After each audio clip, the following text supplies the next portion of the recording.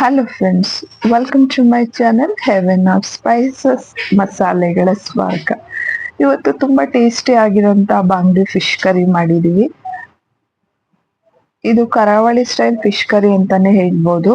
ತಿನ್ನೋದಕ್ಕೂ ತುಂಬಾ ರುಚಿಯಾಗಿರುತ್ತೆ. ತುಂಬಾ ಈಸಿಯಾಗಿ ಮನೆಯಲ್ಲಿ ಮಾಡ್ಕೊಳ್ಬೋದು. ನಾನು ಇದ್ರ ಜೊತೆ ಫಿಶ್ ಫ್ರೈ ಕೂಡ ಮಾಡಿದ್ದೀನಿ. ಫಿಶ್ ಫ್ರೈ ರೆಸಿಪಿ ಆಲ್ರೆಡಿ ನನ್ನ ಚಾನಲ್ ಅಲ್ಲಿ ಇದೆ, ನೀವು ಬೇಕು ಅಂದ್ರೆ ಅಲ್ಲಿ ಚೆಕ್ ಮಾಡಿ ನೋಡ್ಬೋದು. ಇಲ್ಲಿ ನಾನು 4 ರಿಂದ 5 ಮೀಡಿಯಂ ಸೈಜ್ ಟೊಮೊಟೊನ ಪ್ಯೂರೆ ಮಾಡಿ ಇಟ್ಕೊಂಡಿದ್ದೀನಿ. ಹಾಗೆ ಇದಕ್ಕೆ ಕರಿಗೆ ಬೇಕಾಗಿರೋಂಥ ಮಸಾಲೆನ ರೆಡಿ ಮಾಡ್ಕೊಳ್ಳೋಣ. ಇಲ್ಲಿ ಒಂದು ಹಂಚು ಅಥವಾ ಒಂದು ಪ್ಯಾನ್ ಇಟ್ಕೊಳ್ಳಿ. ಅದಕ್ಕೆ 1 ಚಮಚದಷ್ಟು ಎಣ್ಣೆ ಸೇರಿಸಿ, ಇಲ್ಲಿ 2 ಚಮಚದಷ್ಟು ಕೊತ್ತಂಬರಿ ಕಾಳು, ಒಂದು ಅರ್ಧ ಚಮಚದಷ್ಟು ಮೆಂತೆ ಕಾಳು, ಹಾಗೆ 1 ಚಮಚದಷ್ಟು ಜೀರಿಗೆ, ಹಾಗೆ 1 ಸಣ್ಣ ಚಮಚದಷ್ಟು ಕಾಳು ಮೆಣಸು ತಗೊಂಡಿದ್ದೀನಿ. ಇದನ್ನ ಒಂದೊಂದಾಗಿ ಹುರ್ಕೊಳ್ಳೋಣ. ನೋಡಿ, ಜೀರಿಗೆ ಹಾಗೆ ಕಾಳು ಮೆಣಸು, ಮೆಂತ್ಯ ಹಾಗೆ ಕೊತ್ತಂಬರಿ ಕಾಳು ಇಷ್ಟನ್ನು ಹಾಕೊಂಡು ಇದನ್ನ ಕಂಪು ವಾಸನೆ ಬರೋವರೆಗೂ ಫ್ರೈ ಮಾಡ್ಕೊಳ್ಳೋಣ. ಹಾಗೆ 3 ಈರುಳ್ಳಿನ ರಫ್ ಆಗಿ ಕಟ್ ಮಾಡಿ ಹಾಕೊಂಡಿದ್ದೀನಿ. ಇದನ್ನು ಕೂಡ ಹುರ್ಕೊಳ್ಳೋಣ.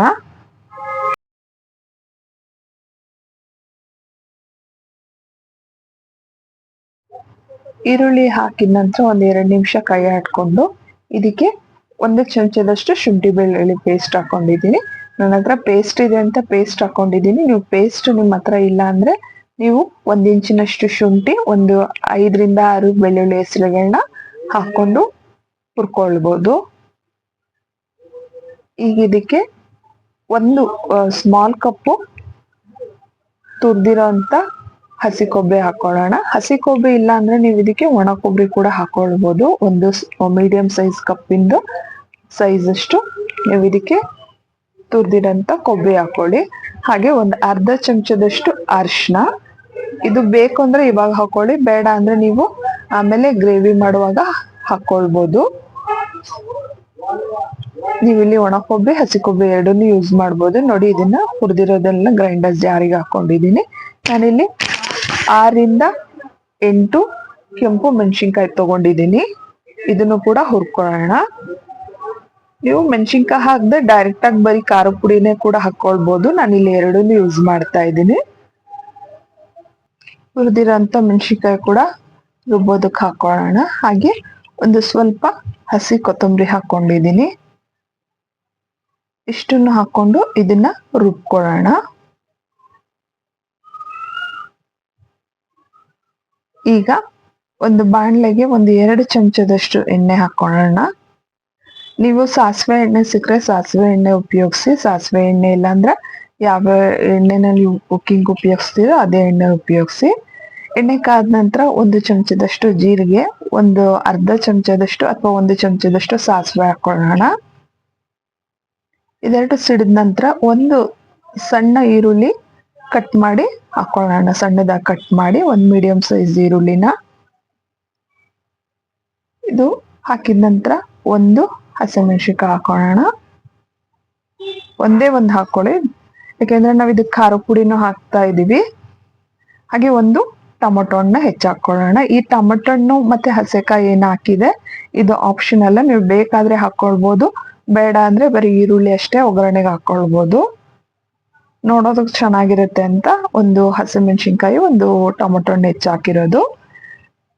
ನೋಡಿ, ಅವಾಗ್ಲೇ ಏನು ಗ್ರೈಂಡ್ ಮಾಡ್ಕೊಂಡಿದ್ವಲ್ಲ, ಆ ಗ್ರೈಂಡ್ ಮಾಡ್ಕೊಂಡಿರೋಂಥ ಪೇಸ್ಟ್ನ ಇದಕ್ಕೆ ಸೇರಿಸ್ಕೊಳ್ಳೋಣ. ಇದಕ್ಕೆ ಈಗ 1 ಗ್ಲಾಸ್ನಷ್ಟು ನೀರನ್ನ ಹಾಕೊಳ್ಳೋಣ. ಈಗ 1 ಗ್ಲಾಸ್ನಷ್ಟು ಹಾಕೊಳ್ಳೋಣ. ಆಮೇಲೆ ಬೇಕು ಅನ್ಸಿದ್ರೆ ಇನ್ನು ಸ್ವಲ್ಪ ನೀರನ್ನ ಸೇರಿಸ್ಕೊಳ್ಳೋಣ. ನೀರ್ ಹಾಕಿದ ನಂತರ ಒಂದು ಸರಿ ಚೆನ್ನಾಗಿ ಮಿಕ್ಸ್ ಮಾಡ್ಕೊಳ್ಳೋಣ.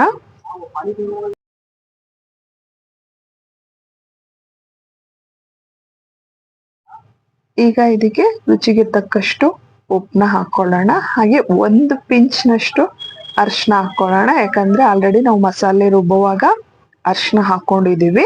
ಅಕಸ್ಮಾತ್ ನೀವೇನಾದ್ರೂ ಮಸಾಲೆ ರುಬ್ಬುವಾಗ ಅರಿಶಿನ ಹಾಕೊಂಡಿಲ್ಲ, ಈಗಲೇ ಹಾಕ್ತಿರೋದು ಅನ್ನೋದಾದ್ರೆ 1 ಅರ್ಧ ಸ್ಪೂನ್ ಅಷ್ಟು ಅರಿಶಿನ ಹಾಕೊಳ್ಳಿ.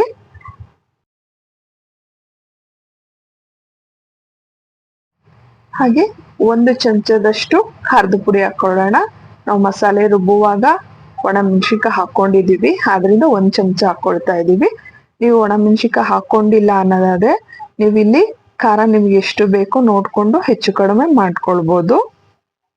ಈಗ 1 ಸಣ್ಣ ಕಪ್ಪು ತುಂಬಾ ಹುಣಸೆ ಹಣ್ಣಿಂದು ರಸ ಹಾಕೊಳ್ಳೋಣ. ಹುಣಸೆ ಹಣ್ಣ ನೆನೆ ಇಟ್ಬಿಟ್ಟು ಅದ್ರದ್ದು ರಸ ತಕ್ಕೊಂಡಿರೋದು ಸೋಸ್ಕೊಂಡು 1 ಕಪ್ನಷ್ಟು ಹಾಕೊಳ್ಳೋಣ. ಈ ಮೀನ್ ಸಾರಿಗೆ ಮೇನು ಹುಣಸೆಹಣ್ಣಿನ ಹುಳಿ, ಹಾಗಾಗಿ ಹುಣಸೆಹಣ್ಣಿನ ಹುಳಿ ಅಕಸ್ಮಾತ್ ನಿಮ್ಗೆ ಏನಾದ್ರು ಟೇಸ್ಟ್ ನೋಡಿದಾಗ ಇನ್ನ ಸ್ವಲ್ಪ ಇದಕ್ಕೆ ಹುಣಸೆಹಣ್ಣಿನ ಹುಳಿ ಬೇಕು ಅಂತ ಅನ್ಸಿದ್ರೆ ನೀವು ಇನ್ನೊಂದ್ 2 ಸ್ಪೂನ್ ಅಷ್ಟು ಆಡ್ ಮಾಡ್ಕೊಳ್ಬೋದು. ಅವಾಗ್ಲೇ ಇನ್ನು ಟೊಮೆಟೊ ಪ್ಯೂರಿ ಮಾಡ್ಕೊಂಡಿದ್ವಲ್ಲ, ಆ ಟೊಮೆಟೊ ಪ್ಯೂರಿ ಹಾಕೊಳ್ಳೋಣ. ನೀವಿಲ್ಲಿ ಕೇವಲ 1-2 ಟೊಮೆಟೊ ಹಾಕೊಂಡು ಹುಣಸೆಹಣ್ಣಿನ ರಸನೇ ಕೂಡ ಜಾಸ್ತಿ ಮಾಡ್ಕೊಳ್ಬೋದು. ನಾನಿಲ್ಲಿ ಈಕ್ವಲ್ ಆಗಿ ಹಾಕೊಂಡಿದ್ದೀನಿ. ನೀವು ಬೇಕು ಅಂದ್ರೆ ಜಸ್ಟ್ 4 ಟೊಮೆಟೊ ಹಾಕತ್ರ 2 ಟೊಮೆಟೊ ಹಾಕೊಂಡು ಬರೀ ಹುಣಸೆಹಣ್ಣಿನ ರಸನೇ ಜಾಸ್ತಿ ಹಾಕೊಂಡು ಕೂಡ ಮಾಡ್ಕೊಳ್ಬೋದು. 1 ಕುದಿ ಬರೋವರೆಗೂ ಕಾಯೋಣ. ನೋಡಿ ಕುದೀತಾ ಇದೆ. ಈಗ ತೊಳೆದು ಕ್ಲೀನ್ ಮಾಡ್ಕೊಂಡಿರಂತ ಮೀನ್ಗಳನ್ನ ಇದಕ್ಕೆ ಹಾಕೊಳ್ಳೋಣ. ನಾನಿಲ್ಲಿ ಅರ್ಧ ಕೆಜಿಯಷ್ಟು ಮೀನ್ಗಳನ್ನ ಹಾಕೊಂಡಿದ್ದೀನಿ. ನೋಡಿ ಎಲ್ಲ ಮೀನ್ಗಳನ್ನ ಹಾಕೊಳ್ಳೋಣ. ತುಂಬಾ ಸೂಕ್ಷ್ಮ ಇರುತ್ತೆ, ತುಂಬಾ ಮೆತ್ತಗಿರುತ್ತೆ. ನೀವು ಹಾಕಿದ್ದು ತಕ್ಷಣ ಏನಾದ್ರು ಕೈ ಆಡಿದ್ರೆ ಎಲ್ಲ ಮೀನ್ಗಳು ಕಳ್ಕೊಳ್ಳುತ್ತೆ. ಅದರಿಂದ ಮೀನ್ ಹಾಕಿದ ನಂತರ ನೀವು ಸ್ಪೂನ್ ಹಾಕಿ ಕೈ ಆಡ್ಕೊಳ್ಬಾರ್ದು. ಯಾವ ರೀತಿ ನೀವು ಮಿಕ್ಸ್ ಮಾಡ್ಕೊಳ್ಬೇಕಂತ ತೋರಿಸ್ತೀನಿ. ಮೇಲೆ ಒಂದ್ ಸ್ವಲ್ಪ ಕೊತ್ತಂಬರಿ ಹಾಕೊಳ್ಳೋಣ.